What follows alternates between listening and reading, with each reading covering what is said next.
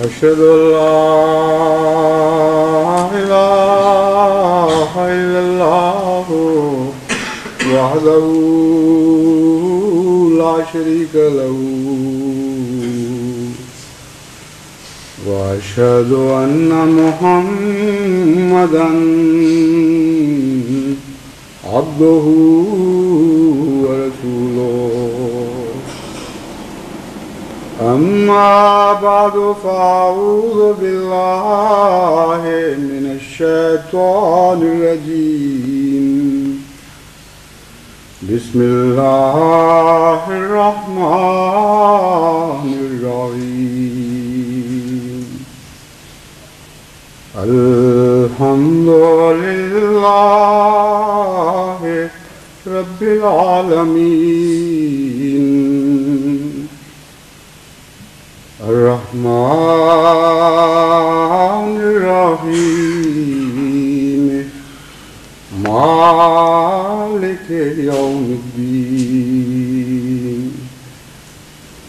إياك نعبد وإياك نستعين اهدنا الصراط المستقيم صراط الذين أنعمت عليهم غير المغضوب عليهم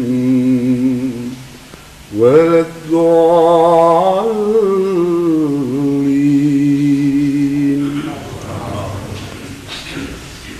قل يا أهل الكتاب هل تنقمون منا إلا أن آمنا بالله وما أنزل إلينا وما أنزل من قبل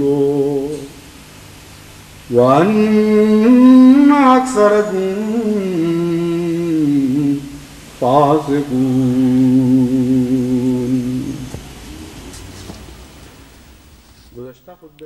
Dans mon précédent sermon, je mentionnais les rapports entre les peuples anciens préservés dans le Saint-Coran. Le Saint-Coran fait mention de la fin de ceux qui ont eu une bonne et une mauvaise fin. Le Saint-Coran brossait des tableaux très révélateurs de la situation de ces peuples. Et de ce fait, jusqu'à la fin du temps, le Saint-Coran sera un miroir pour le monde entier. Le Saint-Coran est à la fois un miroir pour les peuples dont les noms y sont mentionnés et pour ceux dont les noms n'y sont pas mentionnés. Donc, tous les peuples du monde peuvent voir leur réflexion dans ce livre. L'on y voit l'image des peuples vicieux et des peuples vertueux. Ces images sont si éloquentes que personne ou aucun peuple ne peut manquer de s'y voir ou de s'y reconnaître. L'on ne peut rater son exemple ou son image. Mais malheureusement pour notre peuple, l'on ne peut que dire « Ya hasratan ala al-ibad », c'est-à-dire « Hélas pour mes serviteurs, il ne leur vient pas un prophète sans qu'ils ne le rejettent, car ils n'ont pas pu reconnaître dans le Saint-Coran leur image, une image si éloquente et si évidente. Ils n'arrivent pas à s'y reconnaître. Ils ne savent pas qui sont ceux qu'ils sont en train de voir ou de regarder. En tout cas, moi, quand j'ai réfléchi à ce propos et quand j'ai étudié le Saint-Coran en profondeur, grand fut mon étonnement de constater qu'il y a une certaine évolution dans ce sujet. Et ce sujet est si vaste qu'il me sera impossible de le terminer au cours de 2 ou 3 sermons. Et c'est pour cette raison donc que j'ai choisi quelques versets afin que je puisse terminer le sujet au cours de mon sermon d'aujourd'hui. Cette évolution tient du fait que le prophétat, à ses débuts, n'est pas exhaustif, c'est-à-dire que les enseignements des premiers prophètes ne concernaient pas tous les domaines de la vie quotidienne.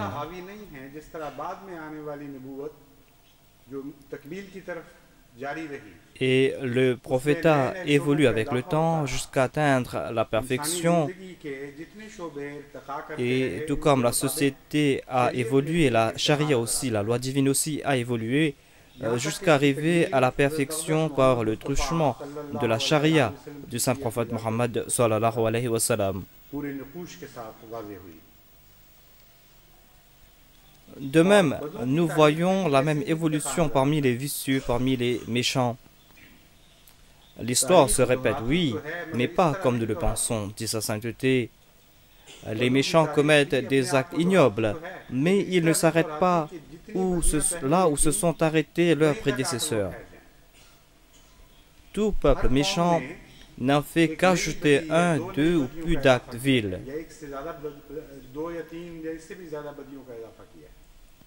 Ils ont imaginé de nouvelles formes de vices jusqu'alors inconnues. Ils ont ouvert de nouveaux chapitres dans le domaine de la bêtise. Et vous serez étonnés de constater avec quel détail le Saint-Coran fait mention de l'état de ces peuples.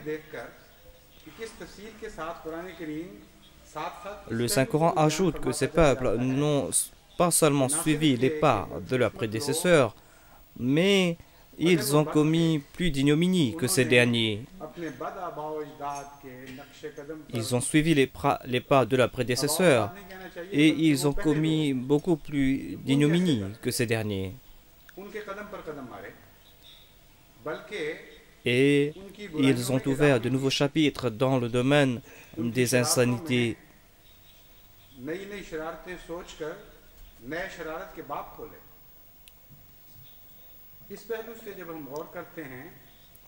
J'ai vu un semblant d'évolution dans le dernier verset que j'avais cité à la fin de mon dernier sermon. Et Allah déclare: Qul ya ahlal kitabi hal tanqimuna minna illa an amanna billahi wa ma unzila ilayna wa ma unzila min qablu wa anna aktharakum fasiqun. C'est-à-dire aux gens du livre, ou ô Mohammed, paix soit toi, dis, annonce aux gens du livre: trouvez-vous à redire contre nous parce que nous croyons en Allah? Est-ce que vous êtes courroucés contre nous parce que nous croyons en Allah et en ce qui nous a été révélé et en ce qui a été révélé auparavant?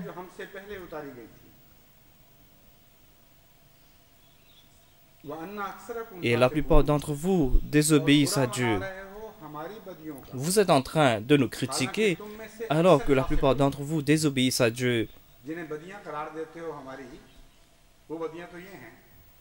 Donc, vous nous critiquez alors que vous êtes ceux qui désobéissent. Si vous ne voyez que le mal en nous, regardez la majorité d'entre vous et vous allez voir que la majorité sont des fasiques, c'est-à-dire sont des désobéissants.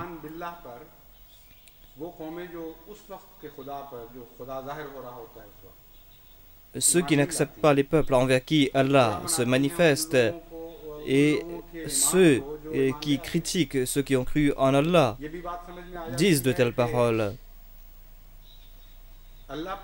et disent que croire en Dieu et accepter le prophète se transforme en épreuve.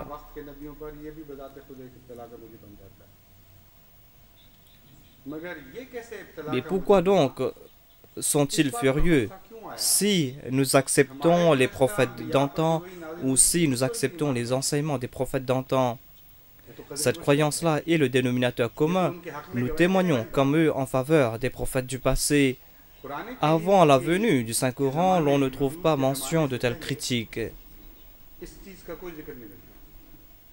Aucun peuple n'a critiqué un autre parce que ces derniers acceptent leur croyance à eux. Au contraire, ils critiquaient les autres car ils n'acceptaient pas leur croyance.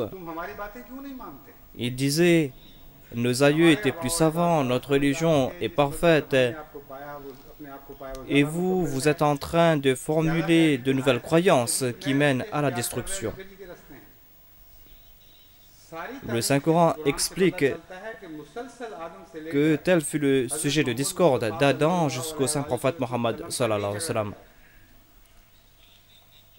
Et le Saint-Coran a ajouté quelque chose de nouveau. Le Saint-Coran déclare que vous, c'est-à-dire ceux qui habitent à l'époque du Saint-Prophète Mohammed paix soit lui, vous êtes en train de critiquer les autres parce que nous acceptons la révélation qui a été révélée auparavant. Si vous étudiez l'histoire de l'islam, vous ne verrez pas de tels incidents durant la première période de la vie du Saint-Prophète Mohammed sallallahu alayhi wa sallam. C'est quelque chose d'étonnant. Étudiez l'histoire en détail. Vous ne verrez pas de tels incidents durant la première période des détracteurs du Saint-Prophète Mohammed sallallahu alayhi wa sallam. En fait, la première période est la période où nous nous trouvons aujourd'hui parce que la période du Saint-Prophète Mohammed sallallahu alayhi wa sallam s'étend jusqu'à aujourd'hui et jusqu'à demain et jusqu'au jour de la résurrection. Donc, jusqu'au jour de la résurrection, ce sera toujours la période du Saint-Prophète Mohammed sallallahu alayhi wa sallam. Donc, le Saint-Coran ne fait pas mention des seuls incidents durant la vie du Saint-Prophète Mohammed sallallahu alayhi wa sallam ou de ses premiers califes.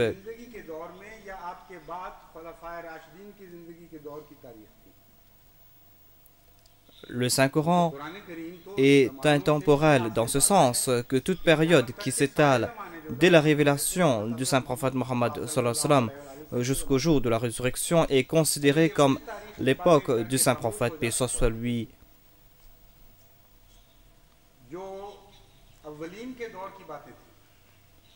Donc, si la période du Saint-Prophète, paix soit lui, était limitée, comment les autres qui allaient venir plus tard allaient se retrouver dans le Saint-Coran? Et on va devoir limiter la période du Saint-Prophète Mohammed sallallahu alayhi wa sallam, et l'on doit accepter que le Saint-Coran ne mentionne que les quelques années que le Saint-Prophète, paix soit lui, a vécu sur terre et qu'il ne mentionne point la période qui vient après. Si des incidents mentionnés ne se retrouvent pas dans la période du Saint-Prophète Mohammed sallallahu alayhi wa sallam, cela signifie que ces événements seront des événements futurs, parce qu'il est impossible que quelque chose soit mentionné dans le Saint-Coran sans que cela n'arrive.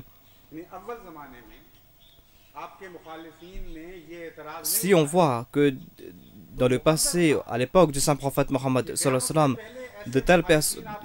de telles personnes n'ont pas prononcé ces paroles, cela veut dire que ces paroles seront prononcées plus tard dans l'histoire. C'est-à-dire qu'ils vont dire que nous n'allons pas vous laisser croire dans ce que nous avons cru. Donc nous voyons des témoignages contraires de cela dans le Saint-Coran. Par exemple, le Saint-Coran déclare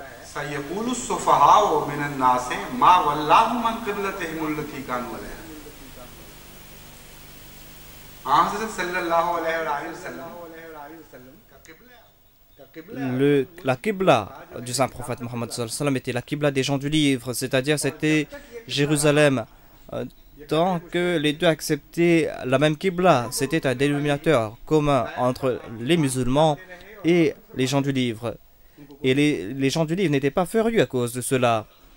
Dès qu'Allah l'a ordonné de changer de Qibla, les insensés d'entre les gens du livre ont déclaré qui les a détournés de la Qibla qu'ils suivaient autrefois.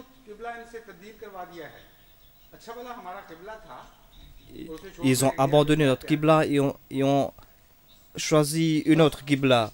Donc ils n'étaient pas furieux à cause du dénominateur commun, mais ils étaient furieux parce que les musulmans se sont détournés de leur foi. Ils n'étaient pas furieux à cause de la croyance commune, mais à cause des divergences entre eux et les musulmans. Et ils n'ont pas monopolisé leur religion et ils n'ont empêché personne d'avoir les mêmes croyances en eux. Le Saint-Prophète Mohammed sallallahu alayhi wa sallam lui-même voulait que les gens du livre abandonnent leur Qibla afin d'adopter la sienne. Par exemple, il est dit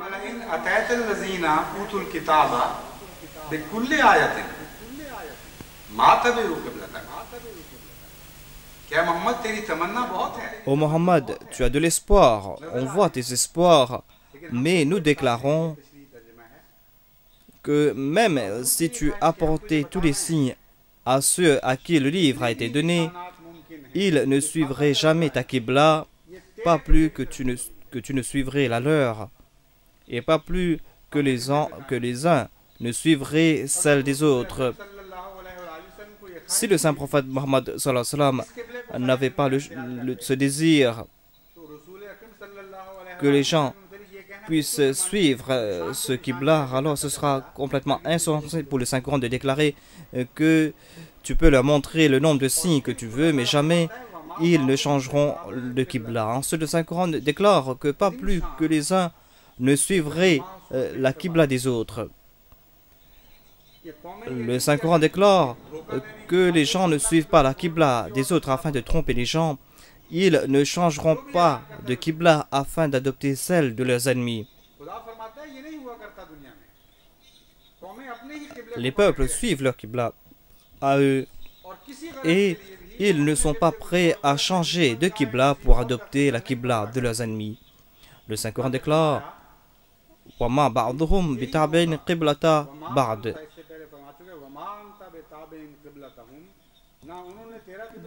Tu ne vas pas suivre leur Qibla et non, eux non plus ne vont pas suivre ta Qibla. Telle est la psychologie humaine. Dit sa sainteté, Dieu a démontré à travers cela l'attitude de l'homme et il ne s'en détournera pas. Il s'attache à la Qibla qu'il considère comme véridique et il ne changera pas de Qibla. Et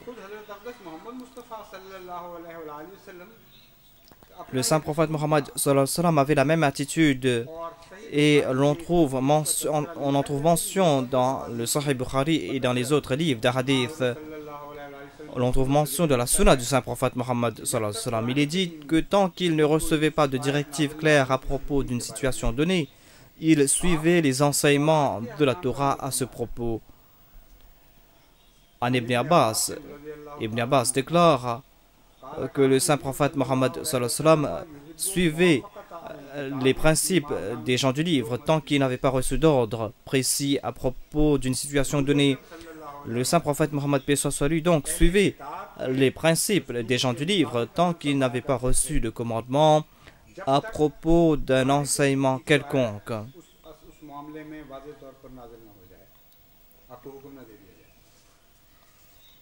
Et si vous regardez l'histoire, si vous étudiez l'histoire, regardez ce que disent les détracteurs et les défenseur du saint prophète Mohammed sallallahu alayhi wa sallam, vous n'allez pas voir de telles objections contre le saint prophète Mohammed sallallahu alayhi wa sallam. C'est-à-dire que les gens du livre n'ont jamais dit pourquoi est-ce que tu es en train de suivre notre livre, nos enseignements, nous en sommes courroucés. Pourquoi est-ce que tu es en train de nous tromper? Nous n'allons pas te laisser agir ainsi. Regardez toute l'histoire, vous n'allez pas voir de tels incidents durant la vie du saint prophète Mohammed sallallahu alayhi wa sallam. Donc que dit le Saint-Coran?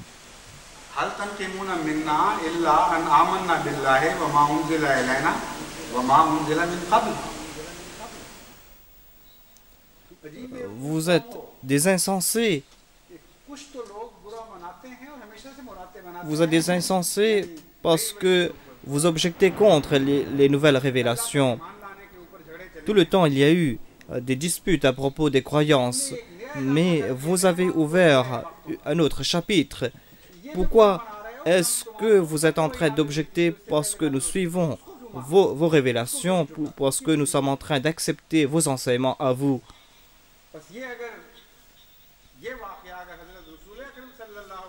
Si cet incident ne s'est pas passé au temps du saint prophète Mohammed sallallahu alayhi wa sallam, il est impossible qu'un tel événement ne puisse survenir avant le jour de la résurrection, car toute cette période est l'époque du saint prophète Mohammed sallallahu alayhi wa sallam.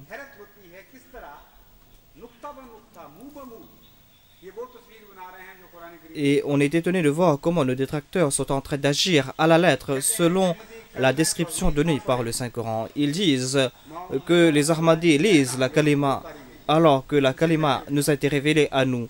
Et cela nous met en colère. Les Ahmadis n'ont pas le droit de lire la kalima. Cela nous met en colère. Ils disent que les Ahmadis n'ont pas le droit de qualifier leur mosquée de mosquée parce que nous avions reçu cette révélation dans le passé et maintenant en qualifiant leur mosquée de mosquée, ils nous mettent en colère. Ils disent que les Ahmadis sont des criminels parce qu'ils tournent leur mosquée dans la direction de notre Qibla. Nous allons détourner leur Qibla ou la direction de la mosquée, sinon on va les tuer. Donc, pourquoi est-ce qu'ils ont tourné leur mosquée dans la direction de notre Qibla? Regardez, est-ce que de tels événements se sont passés dans l'histoire de l'islam auparavant? Même un aveugle peut comprendre et voir ces événements. À l'époque du Saint-Prophète Mohammed, la dispute était pourquoi est-ce que les musulmans ont changé de Qibla. Ils suivaient notre Qibla auparavant, pourquoi est-ce qu'ils ont changé de Qibla et aujourd'hui ils disent pourquoi est-ce qu'ils suivent notre Qibla, on va changer de Qibla, on va leur pousser à changer de Qibla. Donc le Saint-Coran déclare qu'à chaque période il y a de nouvelles insanités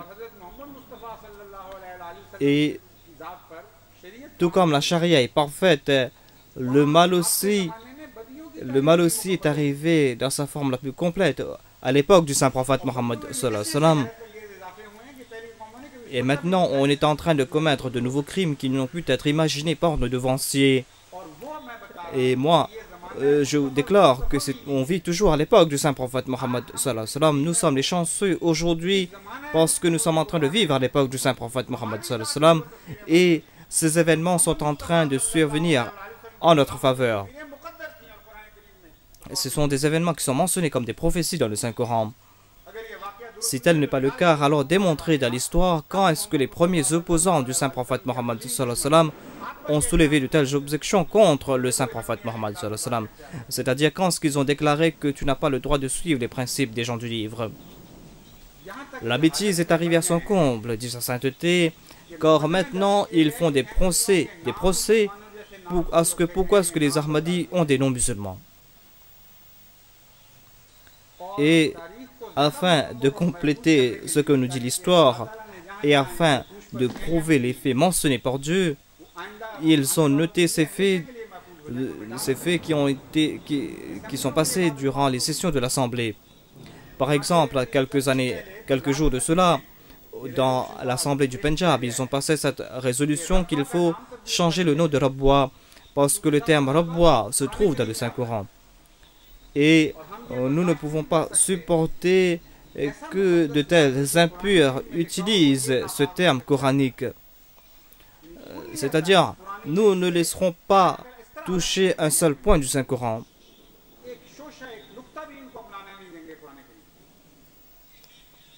Voilà donc le nouveau chapitre que l'on a ouvert dans le domaine de la haine religieuse. Et 1400 ans de cela, le Saint-Coran, on a fait mention comme prophétie. Parce que si ce n'était pas des prophéties, l'on aurait dû voir de tels incidents durant la vie du Saint-Prophète Mohammed sallallahu alayhi wa sallam. Et l'ignorance est arrivée à son comble, car il ne voit pas mentionner dans le Saint-Coran le nom d'Iblis, de Satan, de Pharaon, d'Abu Lahab. Donc vous allez le voir, enlever ces noms des pharaons d'aujourd'hui, des Abu Lahab d'aujourd'hui. Le Saint-Coran a mentionné tous les termes, Asma ou Kullaha. Et personne ne peut dire que le Saint-Coran ne peut pas s'appliquer pour tel ou tel peuple ou pour telle ou telle personne. Le Saint-Coran va toujours s'appliquer pour tel ou tel peuple. Même si vous essayez de nous enlever le Saint-Coran, mais le Saint-Coran va s'appliquer pour tous les peuples. Le Saint-Prophète était une bénédiction pour l'humanité. Il était aussi un avertisseur pour toute l'humanité.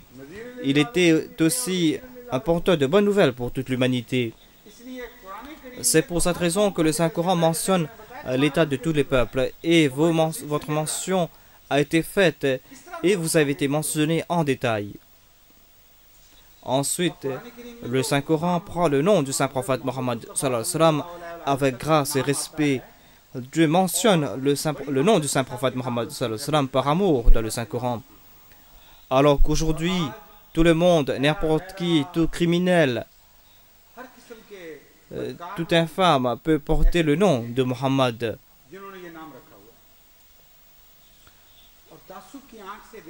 Et ces personnes ne voient pas la réalité.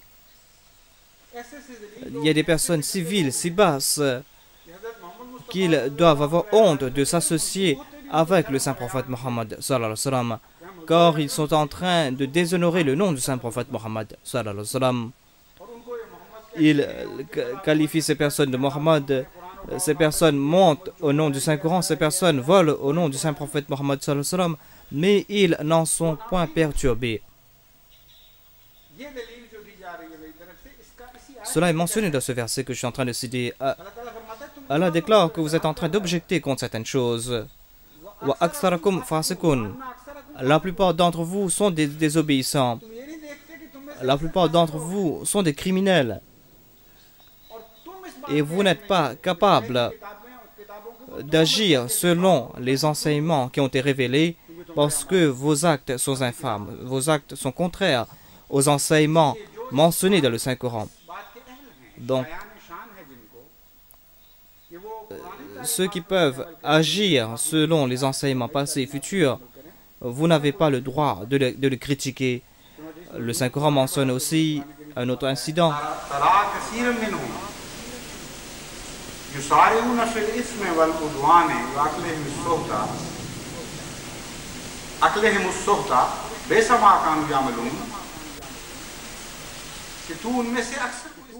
Et tu vois beaucoup d'entre eux se hâter vers le péché. Se hâter vers le péché. Tu les vois se hâter vers le péché. Ils se rivalisent à commettre des péchés et la transgression. Ils se rivalisent à commettre les transgressions.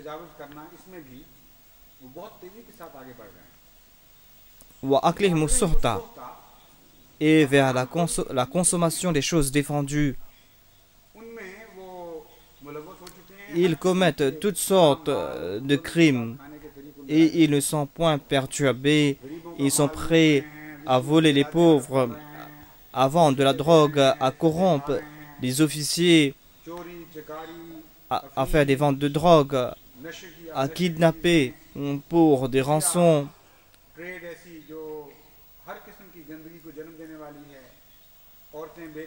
Ils sont prêts à vendre des femmes. Donc, ils usent de tous les moyens illicites et ils se rivalisent à ce propos. Et maintenant, ils sont en train de se poser comme des défenseurs de la vertu. Ils sont en train d'objecter contre ceux qui agissent selon les commandements du Saint-Coran. Ici, il est dit dans ce verset que le Saint-Prophète, on objectait contre le Saint-Prophète Mohammed sallallahu alayhi wa sallam parce qu'il suivait la Bible. Il suivait les bons enseignements qui s'y trouvaient. Donc, ces personnes sont en train d'objecter. Ces personnes sont en train d'objecter que vos actions sont contraires aux enseignements de la Bible. Vos actions sont contraires aux enseignements de la Bible et cela ne vous émeut point. Et vous osez objecter contre ceux qui agissent selon les bons conseils de la Bible. Mais de tels événements ne se sont pas produits au temps du Saint-Prophète Mohammed sallallahu alayhi wa sallam. Cela se produit aujourd'hui. Et aujourd'hui, le Saint-Coran remplace la Bible. Aujourd'hui, ils disent à la Jamaat Ahmadiyya, pourquoi est-ce que vous êtes en train d'agir selon les enseignements du Saint-Coran?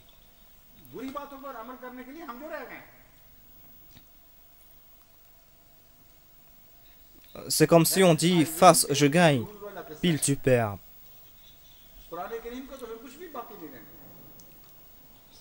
Vous ne vous laissez pas agir selon les enseignements du Saint-Coran parce que vous dites que nous ne pouvons pas suivre ce qui a été révélé auparavant.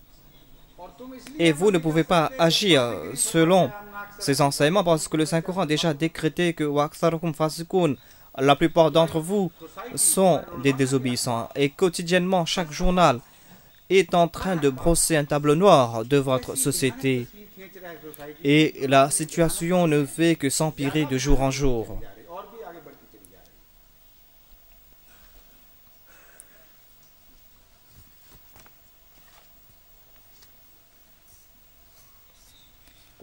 Le Saint-Coran a mentionné de tels incidents en détail et le Saint-Coran a aussi mentionné les preuves présentées par ces insensés.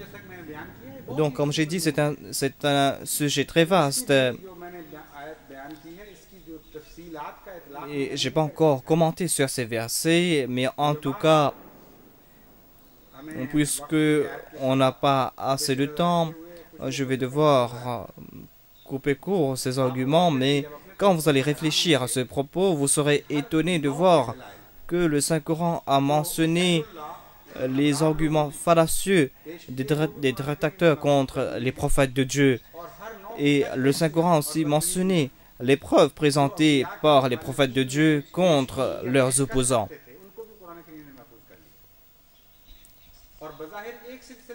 Et le Saint-Coran a mentionné l'événement de tous les prophètes. En fait,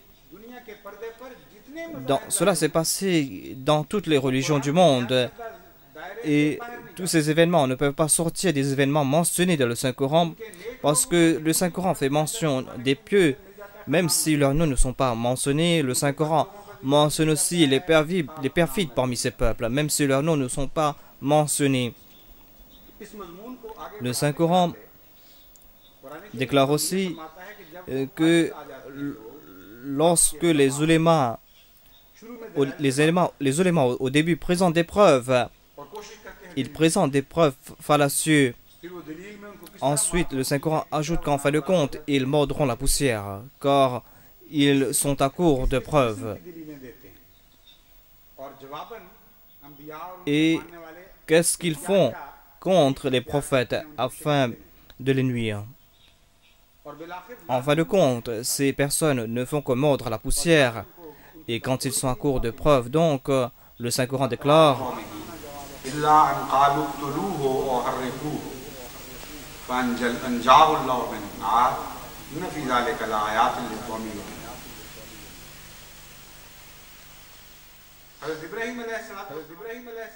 cela s'est passé dans le cas du prophète Abraham, cela s'est passé dans le cas des autres prophètes, et cela va se répéter dans le futur.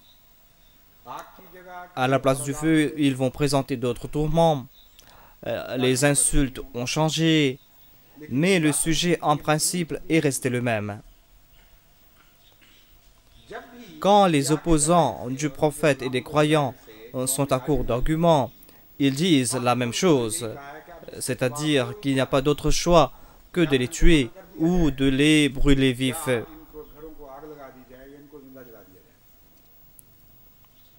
Donc cela s'est passé exactement dans notre situation. Maintenant, voilà ce qu'ils disent à propos de la Jamaat Ahmadiyya. Les ulémas déclarent que nous avons fait passer une loi, mais cela ne les a pas arrêtés. Ils disent que la Jamaat Ahmadiyya ne fait que progresser de jour en jour. Et dans les journaux, ils m'insultent et disent que pourquoi est-ce qu'on n'a pas arrêté au Pakistan, pourquoi est-ce qu'on n'a pas saisi son passeport, c'est-à-dire à propos de moi. Ils disent que maintenant, à l'extérieur, il est en train de commettre davantage de méfaits contre nous. Ils disent pourquoi est-ce qu'on ne les a pas arrêtés, parce qu'ils sont en train de progresser. Ils sont en train de progresser en Afrique, en Ouganda. Ils sont en train d'acheter de nouveaux terrains. Donc, après avoir déclaré leur échec, ils disent qu'il faut les tuer tous, et il faut les brûler vifs. Et les ulémas disent que accordez-nous la permission, nous allons sortir et on va les enterrer à moitié et on va commencer à les lapider, on va les tuer et on va leur ouvrir les portes de l'enfer, comme si Dieu les a choisis comme les anges de l'enfer. Jamais ils vont déclarer qu'ils veulent ouvrir les voies du paradis. Mais ils savent, eux, comment ouvrir les voies de l'enfer. Et ils disent qu'ensuite, on va partir, on va les laisser là-bas mourir sur le champ. Le Saint-Coran déclare que telle est l'attitude des peuples d'antan quand leurs preuves ne leur font d'aucun recours, quand leurs arguments sont tombés en morceaux, quand ils ont été humiliés. Ils déclarent la même chose. Quand ils voient qu'ils n'ont eu que l'échec, ils déclarent la même chose. Maintenant, il ne faut que les tuer. Et il faut les tuer ou les brûler vifs.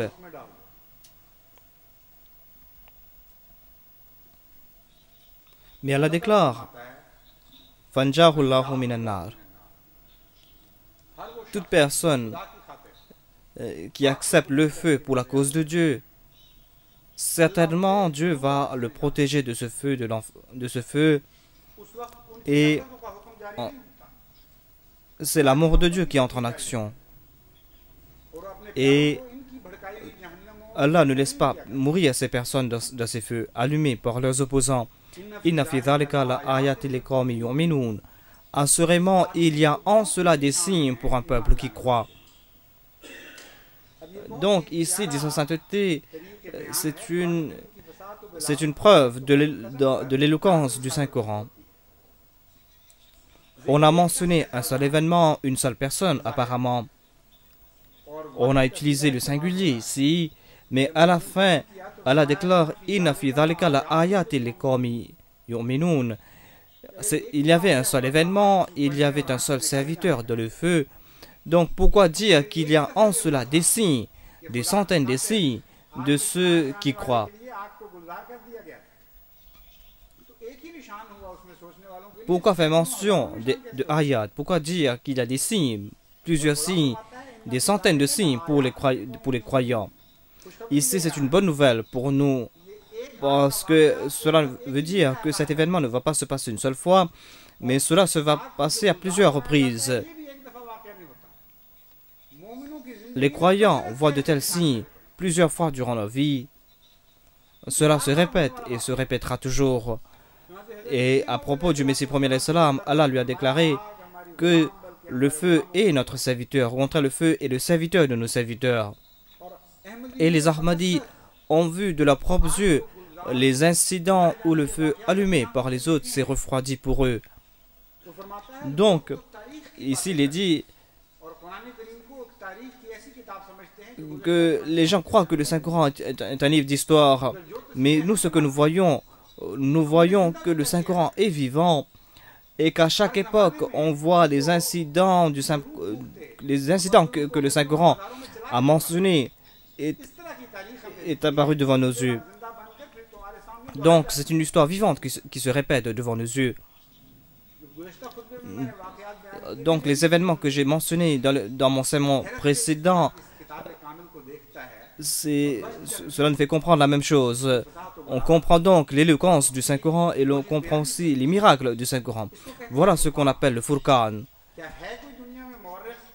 Est-ce qu'il y a un seul historien qui peut écrire l'histoire d'un peuple du passé et qu'un autre peuple du futur suit à la lettre les mêmes pas de ce peuple ancien? Cela ne s'arrête pas là, mais le Saint-Coran a déclaré que de tels peuples vont venir dans le futur. Donc, quand Dieu a déclaré qu'il y a en cela des signes pour les croyants, cela veut dire que de tels événements vont se reproduire dans l'histoire.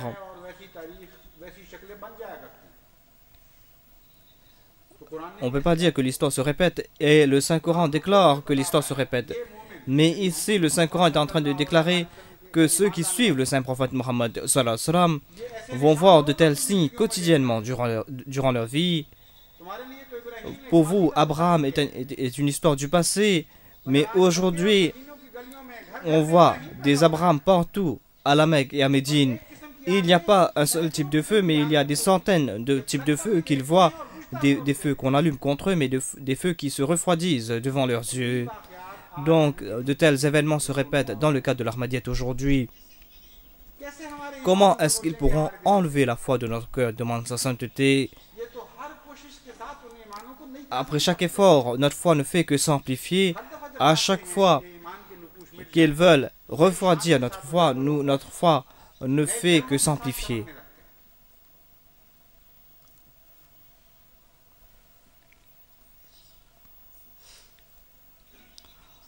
Ensuite, le Saint-Coran déclare que quand la situation arrive à cette situation, quand ils n'ont pas d'autre chemin de secours ou qu'ils n'ont pas d'autre recours que la violence et l'oppression, que se passe-t-il dans ce cas? Allah déclare que quand des événements d'ordre religieux prennent forme d'événements politiques, l'État commence à s'immiscer dans de telles affaires. Et ces guides religieux qui ont eu l'échec se tournent vers la politique et le gouvernement est influencé par de telles personnes. Et maintenant, le gouvernement prend les choses entre ses mains. Le Saint-Coran déclare wa awhayna ila Musa an asri bi ibadi innakum muttabaun. Nous révélâmes à Moïse en disant: emmène de nuit mes serviteurs, et certainement vous serez poursuivis. Ils vont vous suivre et ils vont essayer de vous tuer. فأرسل فرعون في المدائن حاشرين. Et Pharaon envoya dans les villes des convocateurs annonçant: Inna haoulaï la shirzimatun qalilun. Ce sont certainement des personnes insignifiantes. Et pourtant, ils nous ont courroucés. Certainement, ces gens-là sont qu'un petit groupe et pourtant, ils nous ont courroucés. Ici, l'ordre des événements mérite attention, dit sa sainteté. Allah a annoncé à Moïse qu'il faut abandonner cet endroit et qu'on va les suivre. Donc, qu'est-ce qui s'est passé après exactement? Il n'est pas dit que maintenant, ces personnes nous ont courroucés. L'affaire s'arrête là. Donc, pourquoi est-ce qu'on a changé l'ordre de ces versets? Il n'est pas dit que, après les avoir qualifiés qui nous ont courroucés et que nous sommes un groupe bien préparé, vigilant, après toutes ces mentions, il n'a pas été dit que emmène de nuit mes serviteurs, vous serez certainement poursuivis.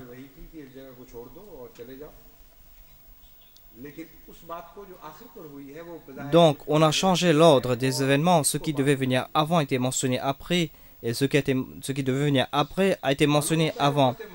Cela nous fait comprendre que de tels événements vont se passer dans la Ummah du saint prophète Mohammed sallallahu alayhi wa sallam. Et à travers les révélations du Messie premier alayhi salam, l'on comprend que le Messie premier alayhi salam va passer par les mêmes situations que Moïse. Et le deuxième calife a expliqué cela. Il a déclaré que ces événements ne sont pas passés durant la vie du Messie premier alayhi salam ou durant la vie des deux premiers califes. Et puisque certainement cette révélation va s'appliquer pour le Messie premier alayhi salam, certainement, cela veut dire que certainement ces événements vont passer dans le futur. Cela va s'appliquer pour la Jamaat Ahmadiyya et cela est en train de se passer aujourd'hui et dans le même ordre qui a été mentionné dans le Saint-Coran. Cela est en train de s'appliquer aujourd'hui à la lettre. Donc,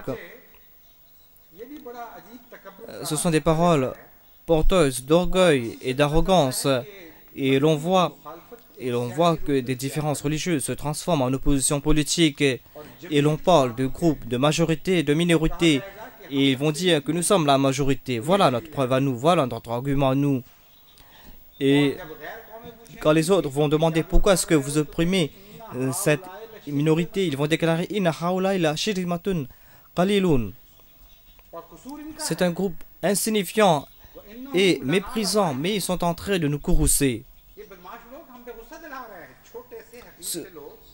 Et le terme chésiment est bien à propos ici, afin de nous faire comprendre leur état d'esprit. C'est un terme méprisant, mais c'est un terme très applicable ici de la situation. Les Arabes disent Thabun sharazimun, c'est-à-dire un vêtement en lambeaux, un vêtement en haillons, un vêtement presque pourri qui est tombé en lambeaux. Donc, un vêtement en haillons est qualifié de Thabun sharazimun. Shizmatun veut dire un morceau pourri de ce vêtement en haillons. Un tout petit morceau de ce vêtement haillons. Donc, l'on voit donc l'orgueil sous-jacent de ce terme. Ils disent, ils sont insignifiants, ils ne sont qu'un bout de vêtement méprisant et ils s'en sont détachés de nous. Quel droit ont-ils, ces personnes? Et ils sont en train de nous courroucer. Alors que peut-on faire, nous?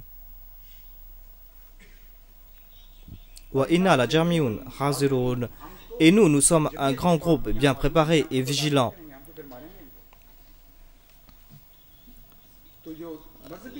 Donc, au début, il y avait une opposition religieuse et cela s'est transformé en folie. Et cette folie s'est transformée en folie politique. Et les gens disent que vous les qualifiez d'innocents, mais ce ne sont pas des innocents.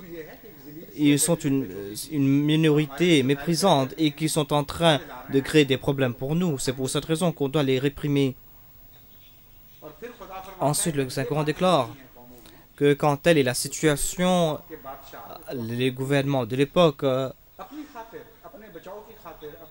s'occupent eux-mêmes de cette situation afin de maintenir leur popularité.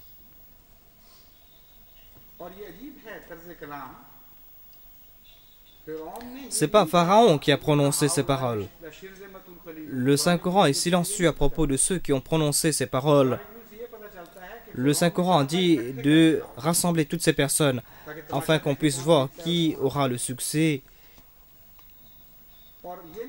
Et il n'est pas dit que quelqu'un a dit que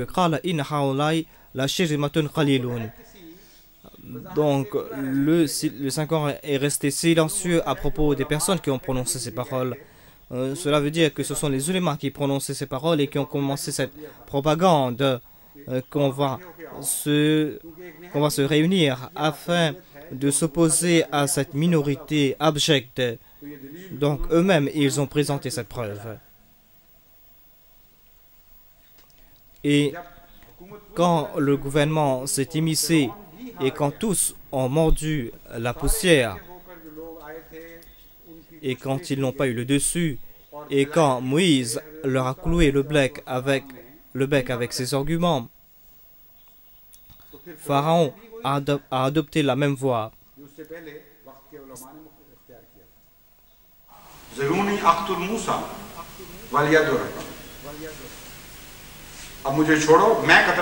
Laissez-moi tuer Moïse et qu'il implore son Seigneur et nous allons voir qu'est-ce qui va se passer.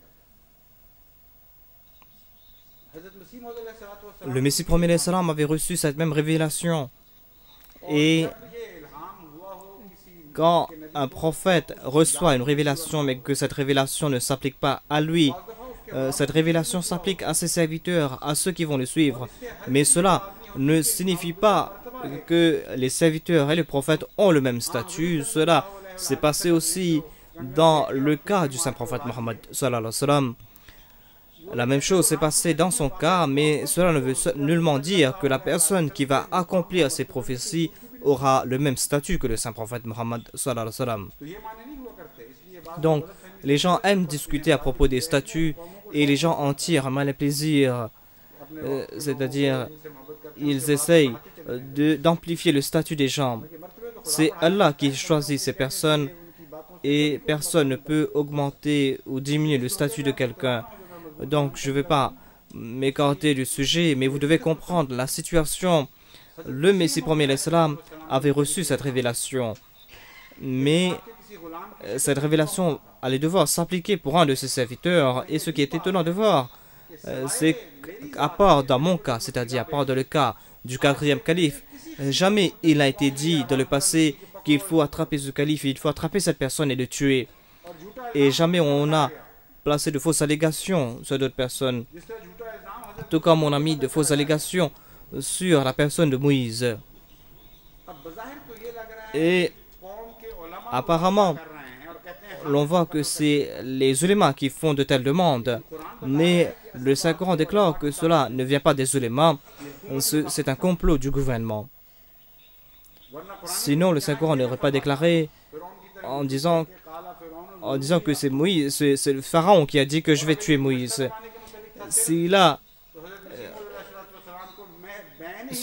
Le Messie premier a reçu de telles révélations lui aussi. Le Messie premier a reçu des révélations, des mêmes révélations, et il a compris que cette révélation allait s'appliquer pour un de ses serviteurs. Les gens vont dire, laissez-nous tuer cette personne, mais Allah déclare que c'est un complot du gouvernement, et en fait c'est le pharaon de l'époque qui est en train de dire que donnez-moi cette personne, laissez-le moi, je vais le tuer. Ensuite il dit, laissez-lui supplier son Seigneur. Ensuite, le Saint-Coran a présenté deux preuves de la part des pharaons. Donc, le Saint-Coran présente deux de leurs arguments. Et maintenant, aujourd'hui, le gouvernement pakistanais est en train de présenter les mêmes arguments à travers leurs ambassades dans le monde entier.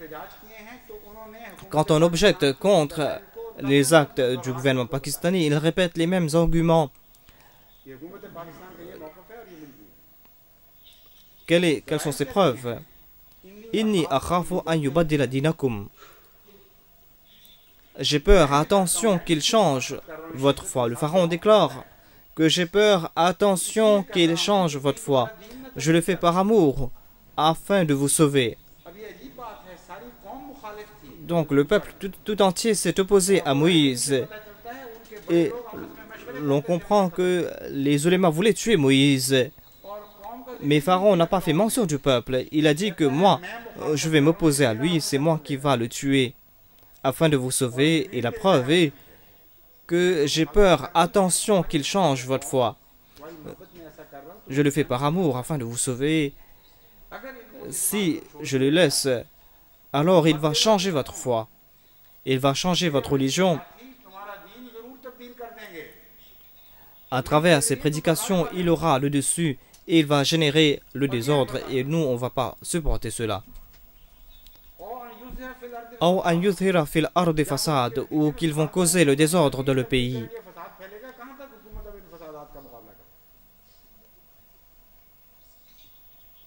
Donc, voilà les deux réponses que le gouvernement pakistanais donne dans ses ambassades. Et nous avons ces réponses à la lettre avec nous. Voilà donc la gloire du Saint-Coran. Voilà donc comment le Saint-Coran brosse des tableaux éloquents de la situation, des situations des prophètes. Le Saint-Coran déclare que ces événements vont se passer dans le futur. Les événements étaient les mêmes, mais l'ordre des événements était différent. Mais dans le futur, ces événements vont se répéter, mais l'ordre sera différent.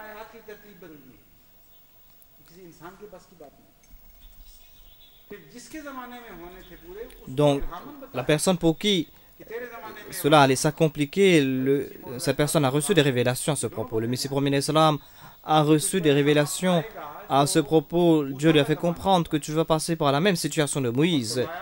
Et Dieu lui a fait comprendre que quelqu'un va dire « Laissez-le moi, je vais le tuer ». Et le musulman Maud des décennies auparavant a tiré les mêmes conclusions. Il a déclaré que ces événements vont se passer dans le futur et certainement ces événements vont se passer à propos des serviteurs du Messie premier l'Islam. Voilà donc la gloire du Saint-Coran. Voilà donc comment le Saint-Coran brosse des tableaux éloquents et voilà comment le Saint-Coran donne la garantie que ces choses vont se passer. Le Saint-Coran lui-même affirme que ce sont des événements passés qui vont survenir de nouveau dans le futur.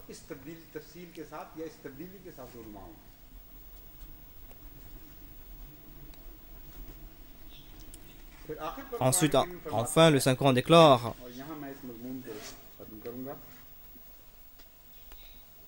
que quand un gouvernement initie de ses mains l'opposition religieuse et quand un groupe méprisé a le dessus sur le gouvernement et les ulémas, alors les ulémas et le gouvernement dépensent des milliers de roupies afin de s'opposer contre ce groupe. Et ils inventent une nouvelle profession. Et ces mots-là reçoivent de l'argent tout simplement parce qu'ils s'opposent à cette minorité. Telle est leur tâche, telle est leur profession. Et nous avons vu cette situation de nos propres yeux. Et cela se trouve dans les versets, ces versets qui ont été révélés à l'époque du Saint-Prophète Mohammed sallallahu alayhi wa sallam.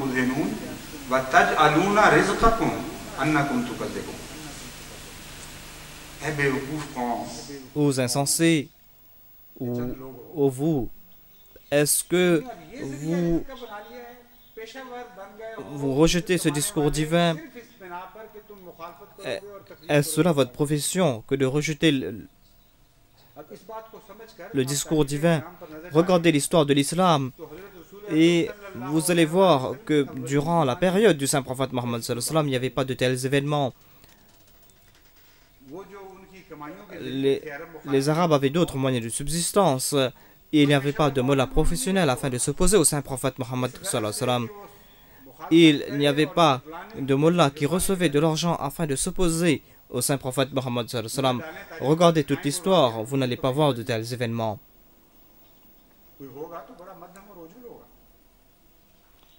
Mais le Saint-Coran déclare clairement que certainement il y aura des événements qui vont se passer de ce genre, c'est-à-dire que des personnes vont s'opposer au Saint-Prophète Mohammed sallallahu alayhi wa sallam afin d'en faire leur moyen de subsistance.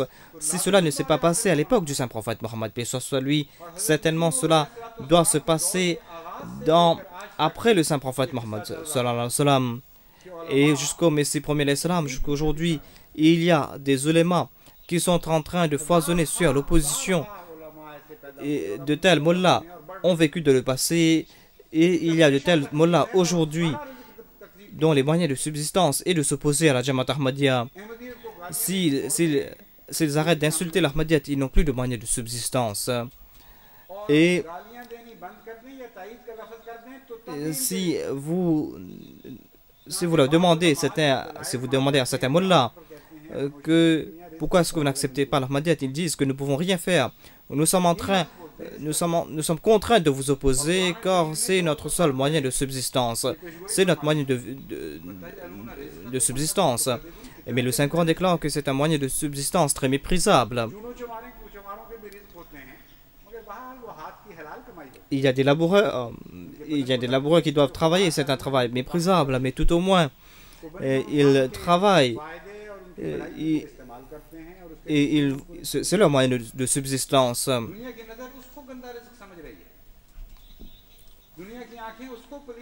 Les gens considèrent cela comme un moyen de subsistance méprisable. Mais Dieu, celui qui a créé toute la terre et les cieux, il a déclaré que le moyen de subsistance le plus méprisable est le fait de rejeter les signes divins. Vous êtes tombé si bas que vous vous opposez aux signes de Dieu afin de vivre. Et aujourd'hui, ils sont en train de dépenser des centaines et de milliers de roupies contre la Jamaat Ahmadiyya. Ils visitent plusieurs pays du monde et ils dépensent des milliers et des milliers de roupies en Afrique, en Europe et en Asie et en Amérique afin de s'opposer contre la Jamaat Ahmadiyya. Ils ont lancé une campagne d'opposition contre la Jamaat Ahmadiyya. Et s'ils abandonnent cette opposition, ils n'auront pas de moyens de subsistance. Donc fermez la bouche des ulémas aujourd'hui contre la Jamaat Ahmadiyya et vous allez voir qu'ils n'auront plus de moyens de subsistance. Ils n'auront que quelques pains secs et de l'eau pour consommer. Donc tout cela, c'est leur moyen de subsistance. Et regardez la gloire de Dieu. À l'époque du saint prophète Mohammed sallallahu alayhi wa sallam, Allah a déclaré qu'il y aura un tel peuple qui va s'opposer à toi. وَتَجْعَلُونَ رِزْقَكُمْ أَنَّكُمْ تُكَذِّبُونَ. Donc regardez ces événements et comprenez ces événements. Regardez quelle est votre situation et quelle est notre situation à nous, la Jamaat Ahmadiyya. Vous voulez nous effacer de la surface de la terre, mais nos traces sont indélébiles sur la surface de la terre. Nous n'allons pas disparaître.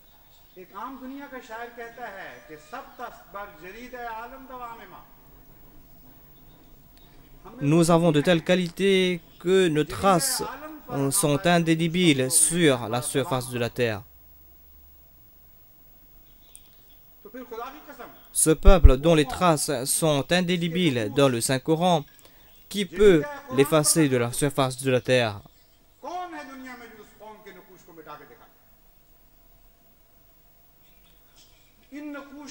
Le Saint-Coran est le garant de ce peuple. Le Saint-Coran témoigne du progrès de ce peuple. Et de jour en jour, ce peuple ne fait que progresser et progresser. Et tel est le témoignage du Saint-Coran. C'est pour cette raison que vous ne pourrez pas effacer ces traces.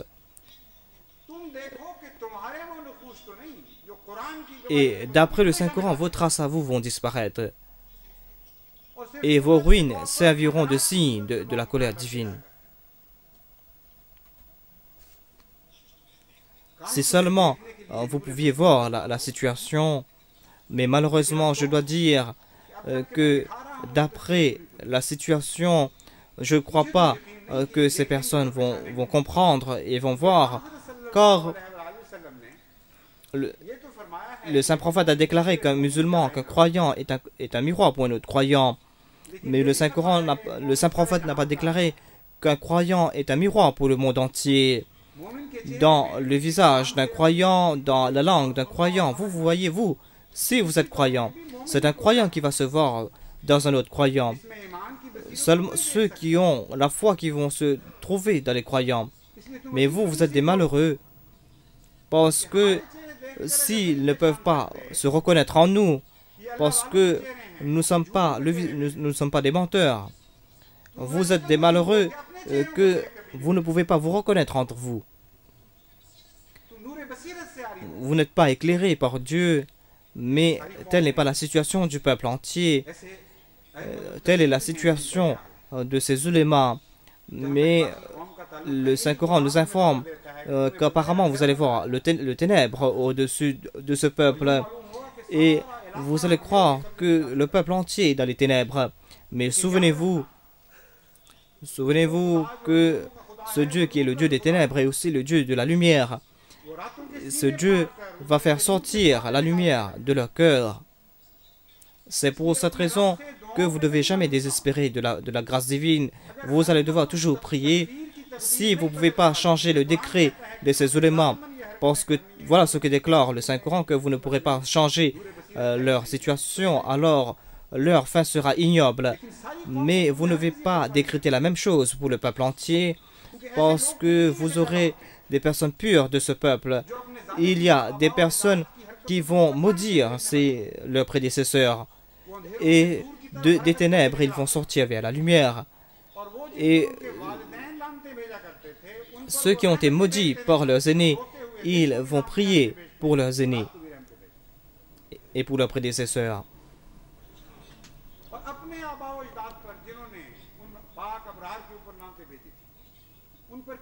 Et ensuite, ceux qui se sont maudits vont se maudire eux-mêmes.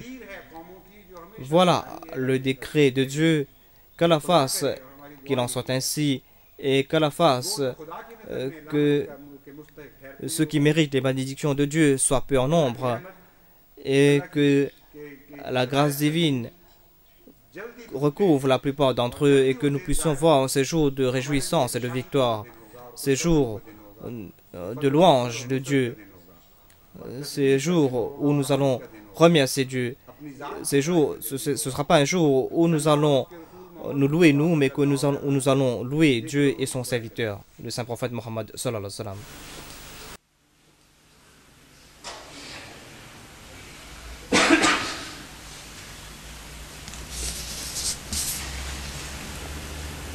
Alhamdulillah, nahmaduhu wa nasta'inuhu wa nastaghfiruhu wa nu'minu bihi wa natawakkalu alayhi wa na'udhu billahi min shururi anfusina wa min sayyiati a'malina. من يهده الله فلا مضل له ومن يضلل فلا هادي له